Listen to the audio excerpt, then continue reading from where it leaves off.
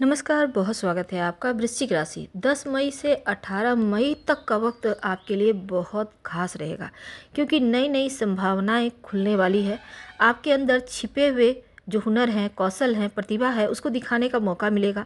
कार्यस्थल पर आपकी मेहनत और समर्पण को मान्यता भी मिलेगी, जिससे मनोबल बढ़ेगा। रिश्तों में प्रगाढ़ता आएगी। करीबी लोगों से बातचीत स्थापित करने का प्रयास करें और सप्ताह यह सप्ताह आपके अंतर ज्ञान को बढ़ाएगा। वैसे पुराना कोई धन का मामला था, वो सुलझ जाएगा, जिससे आपको बहुत राहत मिलेगी।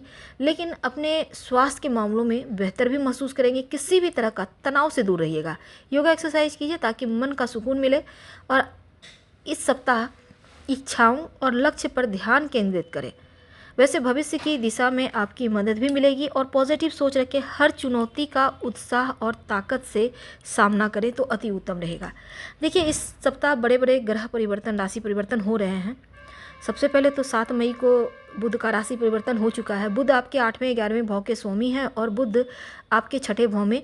अब इस गोचर से क्या होगा, आपके स्वास्थ्य का थोड़ा ध्यान रखना है।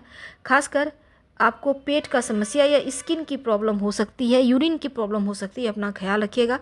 और दोस्त पर भरोसा आंखें बंद कर ना करें। यह कहने का तात्पर्य किसी पर भी भरोसा आंखें बंद कर मत कीजिएगा।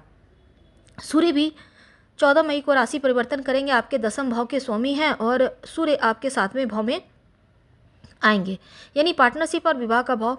अब स्वभाव में क्रोध आएगा, गुस्सा आएगा। व्यक्तिगत पेशेवर जीवन में जिम्मेदारी बढ़ेगी, मुश्किलें थोड़ी बढ़ेगी। गुस्सैल रवैये के कारण और मुश्किल बढ़ेगा, तो वैवाहिक जीवन में परेशानी आ सकती है। इसलिए आपको अपनी तरफ से तालमेल बनाकर रखना है और तब जाकर आपका परिवार और बेहतर तरीके से फलेगा फूलेगा। हालांकि घबराहट से बचे। कोलेस्ट्रॉल वगैरह की समस्या थोड़ी परेशान कर सकती है।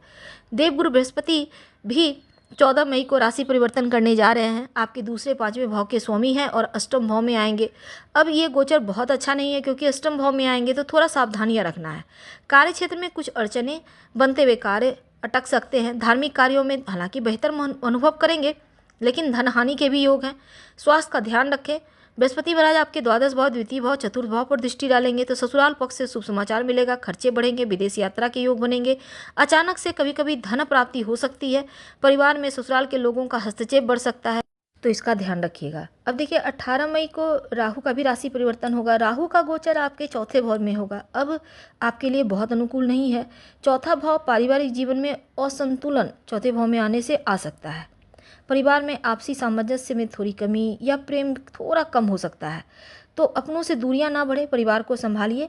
अगर आप किराए के मकान में रहते हैं, कुछ हद तक सुख मिलेगा, अपना मकान का सुख मिलेगा।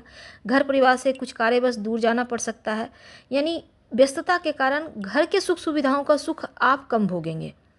अब देखिए, टेक्नोलॉजी से जुड़े अगर कोई काम करते हैं तब आपको राहु यहाँ पर लाभ देगा। कमीशन से जुड़े कार्य में लाभ देगा, लेकिन अपनी छाती में संक्रमण वगैरह ना हो, इसका ख्याल रखिएगा।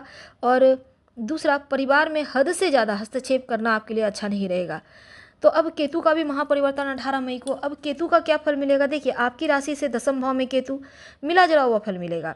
एक तरफ पारिवारिक जीवन में थोड़ा सा तनाव, सामंजस्य की कमी, लेकिन संतुलन बढ़ेगा। प्रेम अपनी तरफ से आप बढ़ाते दिखेंगे। पिता के स्वास्थ्य का ध्यान रखिएगा। और नौकरी करते हैं तो केतु की स्थिति आपको बहुत संतुलित करेगी। आप अपने काम से काम रखेंगे, सब कुछ ठीक रहेगा। कई बार आपको अपना मनपसंद काम ना मिलने के कारण मोह भंग हो सकता है, लेकिन आपको नौकरी में तनावपूर्ण स्थिति से बचना होगा।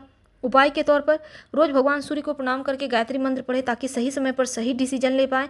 और हल्दी का तिलक माथे या कंठ पर लगाना शुरू कर दें। चतुराई समझदारी से कार्य करें तो परेशानी ना होगी। धन्यवाद, फिर मिलेंगे।